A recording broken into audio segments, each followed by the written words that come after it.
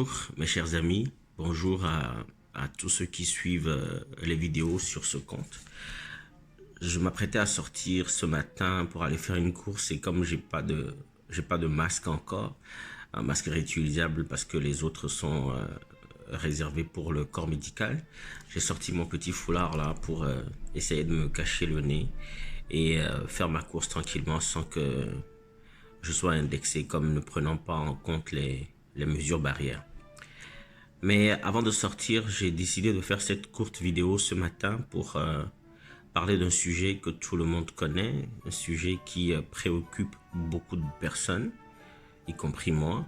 Ce sujet est simple, on en parle dans les chansons, dans les films, dans les histoires, dans les livres, c'est l'amour. Mais on ne parlera pas des différents types d'amour qui existent, on parlera de l'amour qui réunit deux personnes qui s'aiment. Et l'amour dont l'aboutissement est une relation sexuelle ou encore la procréation au besoin. Nous cherchons l'amour, nous le cherchons, on en a besoin, on a l'impression de n'être rien sans ce sentiment-là. Le poids de la solitude quand on est seul, le poids de la solitude quand on est en couple, cette façon qu'on a de se regarder et d'avoir l'impression que personne ne s'intéresse à vous, ou cet élan que vous avez vis-à-vis de quelqu'un, mais qui n'est pas accueilli, qui n'est pas accepté. Et cette douleur qu'il y a au fond de nous, dans nos cœurs, parce que justement, on n'a pas cet amour-là. En discutant avec quelques amis ces derniers jours de ce sentiment-là, je me suis penché sur la question de savoir est-ce que nous devons chercher l'amour. J'ai conclu que non, nous ne devons pas chercher l'amour. Parce qu'en effet, il y a deux types d'amour. Celui que l'on rencontre et celui que l'on cherche. L'amour que l'on cherche, c'est ce que nous faisons tous, c'est ce que nous faisons souvent. On court après des critères. On le veut comme ceci, on le veut comme cela. On va même dans des endroits, aujourd'hui sur des applications, pour espérer rencontrer quelqu'un qui va correspondre à vos idées, à vos concepts sur la personne que vous devez aimer. Et ensuite, quand on rencontre cette personne-là, parce qu'on l'a cherchée et qu'on a rencontré quelqu'un qui semble correspondre à nos critères, qu'est-ce qu'on fait? On se met à construire l'amour. La construction suppose des outils. La construction suppose des matériaux. Généralement, ces outils et ces matériaux nous font défaut. Et on fait l'effort de construire l'amour. D'essayer de retrouver une énergie, un magnétisme qu'on va justifier avec différentes choses. On va justifier qu'elle est belle, il est beau, elle est grande, elle est en forme, il est grand, il est musclé, il a de l'argent, il a un bon travail, il vient d'une bonne famille, il est ceci, il est cela, je l'aime bien, il me fait ça très bien, il prend soin de moi ou elle prend soin de moi, elle fait bien la cuisine, etc. On va, en réfléchissant à tous ces critères-là qui vont devenir les outils de la construction de notre amour, on va s'enfoncer chaque jour à vouloir construire quelque chose.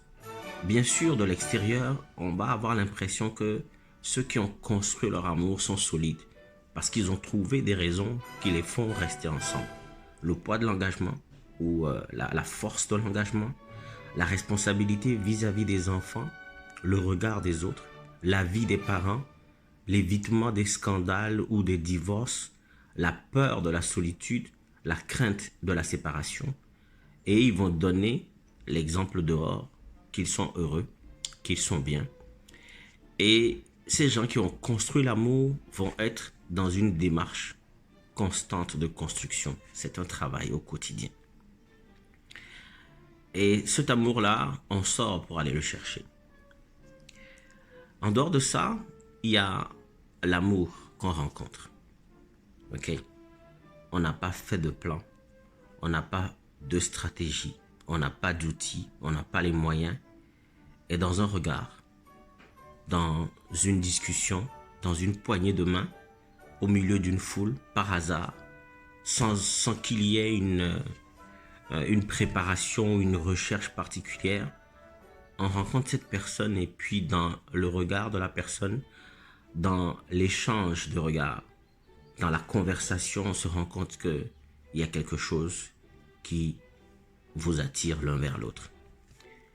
On a l'impression de connaître la personne depuis toujours et puis les coïncidences vont s'enchaîner. Ces coïncidences-là vont vous rappeler à chaque fois que vous et cette personne, vous êtes faits l'un pour l'autre. Cet amour-là, on ne le cherche pas. C'est une énergie. Cette énergie vient à vous naturellement, sans que vous ayez à faire le calcul. Cette énergie ne vous laisse pas tranquille tant que vous n'arrivez pas, vous ne finissez pas par vous mettre ensemble. Elle vous torture. Le magnétisme est présent. Mais malheureusement, c'est cet amour-là qu'on détruit le plus. Parce que là, on va commencer à faire des calculs. On va commencer à vouloir savoir s'il y a tout pour construire l'amour. Mais c'est un amour qui arrive, qui est déjà là, qui est déjà prêt, qui n'attend qu'à être consommé. Maintenant, on va mettre le poids de la vie des gens, le poids de différentes craintes, des anciennes blessures, le poids des considérations matérielles, de ce que les gens vont dire, de comment ça va être, la crainte du lendemain, et si ça ne marchait pas, est-ce que j'ai raison? On se pose 50 000 questions pour essayer et finalement arriver à atténuer de façon négative, je dirais, atténuer complètement cette énergie naturelle qui est née en vous, qui est née dans un regard, qui est née dans une conversation, une poignée de main, sans qu'on ne l'attende. Ces deux différents types d'amour, l'amour que l'on cherche et l'amour que l'on trouve, vont être les moteurs de nos vies. La question est de savoir, est-ce qu'on décide de chercher l'amour et d'aller par tous les moyens, de sortir, d'aller à des rencontres, d'être sur tous les sites des applications de rencontres, d'être partout à faire des rencontres, à essayer, à observer, à regarder, juste parce qu'on veut combler quelque chose. Cet amour que l'on cherche désespérément des fois pour combler nos vies, pour combler nos vides. Et ensuite, entrer lorsqu'on a l'impression d'avoir établi la relation, d'avoir trouvé cet amour-là qu'on a cherché, d'entrer dans une spirale de construction et de travail permanent. C'est difficile. L'amour que l'on rencontre, lui par contre, il va nous prendre au dépourvu. Il va remettre en question toutes nos certitudes, tous nos principes. Il va nous pousser, il va nous torturer. Et à chaque fois, on va faire des considérations, on va avoir des critères, des analyses, des observations. On va regarder le pour et le contre tout le temps jusqu'à arriver à définitivement le tuer. Et tout ça parce qu'on a peur. Nous sommes faits d'amour. On dit Dieu est amour. Sans amour, nous ne sommes rien. Sans amour, nous n'avons rien. Il nous faut trouver cette personne-là pour qui respirer est utile, nous suffit. Tu te lèves, tu respires, la première personne à qui tu penses, c'est celle-là. Celle-là pour qui tu es content d'exister. Celle-là pour qui tu es heureux d'être en vie, pour qui tu veux construire ta vie, votre vie, à qui tu veux plaire, pour qui tu veux être élégant, pour qui tu veux être beau, sympathique, souriant, pour qui tu veux avoir de l'énergie. Cette personne qui est le moteur de vos vies. Quand on rencontre cette personne-là et qu'on fait des calculs pour dire est-ce que ça marchera, est-ce que ça ne marchera pas, on a perdu la personne. C'est ce qu'on fait, c'est ce que nous faisons souvent. Et malheureusement, la solitude gagne du terrain.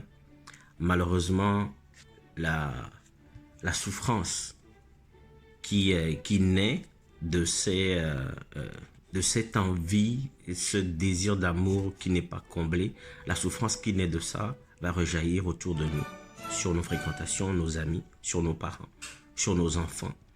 On cherche des fois ensuite à savoir est-ce que je n'arrive pas à être aimé, je n'arrive pas à aimer à cause de ce qui s'est passé dans mon enfance, à cause de ce qui s'est passé dans mes relations passées. On se torture, on se torture. L'amour véritable, normalement, On n'a pas à le chercher. Il vient à vous. C'est ce que je voulais partager avec vous ce matin. Et je vais y aller. Merci.